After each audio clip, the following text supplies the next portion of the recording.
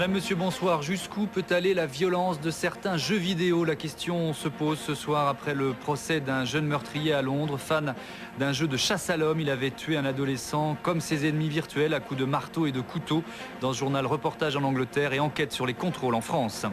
Dans l'actualité de ce mardi également, l'épidémie de légionellose en Lorraine. Un homme est mort ce week-end à Saint-Avold. Et au total, ce sont 18 cas qui ont été recensés dans la région depuis le début de l'été. L'inquiétude des agriculteurs face à la sécheresse alors que 37 départements ont pris des mesures de restriction d'usage de l'eau. Certains parlent de situations quasiment historiques, par exemple dans le Var. Difficulté également pour les agriculteurs dans les Alpes du Sud. Le téléphérique de l'Aiguille du Midi, décidément maudit cet été. La cabine du premier tronçon a percuté la gare d'arrivée lors d'une opération de maintenance. Le site venait de rouvrir après un premier accident en mai dernier. La sonde américaine Messenger en route vers Mercure, l'une des planètes les plus mystérieuses de notre système solaire. Un voyage qui durera 4 ans, le premier depuis les années 70. Et puis le succès des choristes, le film joué par Gérard Jugnot a dépassé Harry Potter au box-office.